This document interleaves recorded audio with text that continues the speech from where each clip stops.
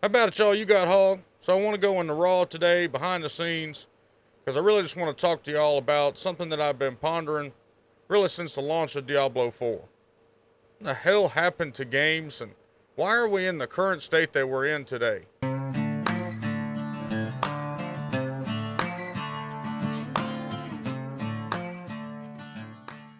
been playing video games since I was a boy. It's never been like this before. Back then, we got full, complete, amazing titles from developers like Sierra Online, LucasArts,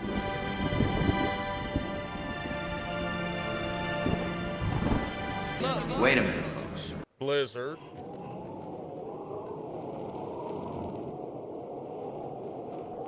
Had the evil from my dreams followed me at my heels? I'll Rockstar, have two number 9s, a number 9 large, a number 6 with extra dip, a number 7, two number 45s, one with cheese, and a large soda.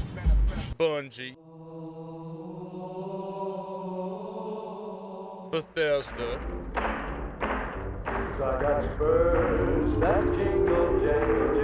many more amazing studios. Releasing a bare bones game with the promise of finishing it later would be an absolute death sentence.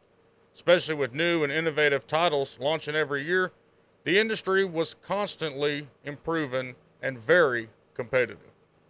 Fans wouldn't forgive a poor title and would move on to another game instantly, sometimes with it killing the entire company. CET. It actually contributed to the downfall of the video game industry.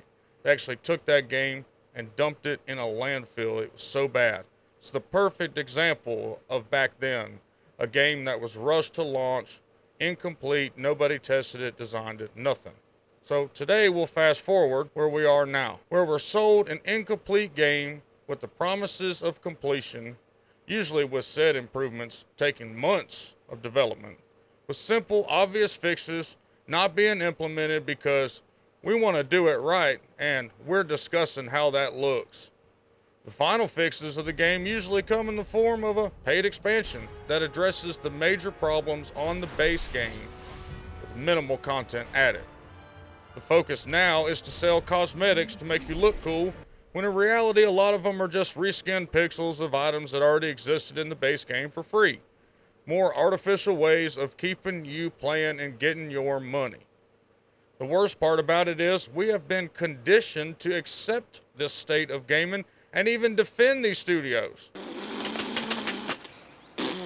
Your mother was a hamster and your father smelt of elderberries. What a strange person. Do we accept or defend an incomplete plumbing job? What about a mechanic finishing an auto repair job?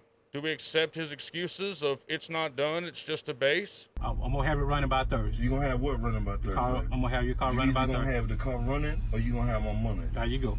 Which one? I'm gonna have the car running by Thursday. No. Do we let him get off with excuses and defend him to others? No. Why do we do that with game studios? Alongside live service games is the implementation of seasons. Now, don't be fooled. Seasons are not for content addition. Seasons are implemented in a live service game to show the shareholders' player retention numbers. Shareholders are the main driving force behind these big companies and their decision making, which creates a stagnant cesspool of secure mediocrity, selling only what they know works, rebranding it as new content. This also leads to absolutely no innovation for fear of losing shareholders or causing stock prices to fall. Unfortunately, poop rolls downhill, and in this case, it splatters all over us, the players.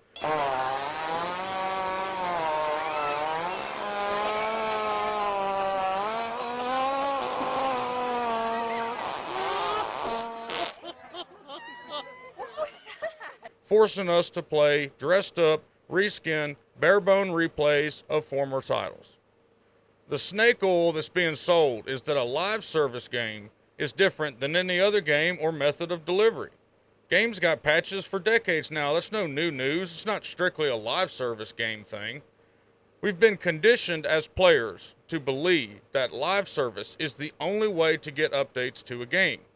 Updates have always been available to games, not just to live service games. It's nothing new. Y'all, in reality, live service games are a way for them to expand their profits from one title while not having to be innovative and start work on future titles until the figurative cow is literally milked dry. See GTA 5 for your perfect example. GTA 5 used to get new titles pretty regularly until it turned into a live service game with microtransactions. Now it's a bottomless pit of shark cards with no sight of GTA 6 on the horizon. Hell, look at the Diablo series. Blizzard poured all of their eggs into the Diablo Immortal basket trying to capitalize on this kind of thing also. It backfired big time. You guys got phones? Do you guys not have phones? Yeah, you guys all have phones, right? You can play on your tablet too. This resulted in them huffily, quickly, heavily, rushly, whatever you want to say, developing Diablo 4 and branding it with the same death sentence as Diablo 3 and Diablo Immortal. Live service. We must stop accepting this live service scam if we ever want the state of gaming to improve. I'm from the old school. Look, kid, I shouldn't have to explain myself. I'm from the old school. We paid money for a game, we got a complete game. And now that the player base is conditioned to defending a company, regardless of what they do, regardless of the content they release, regardless of how much money they charge, we have no escape. Games are doomed to mediocrity and lazy development for years to come unless this changes. Thank y'all very much for watching. If you like this video, please consider subscribing. Appreciate y'all. We'll see you next time.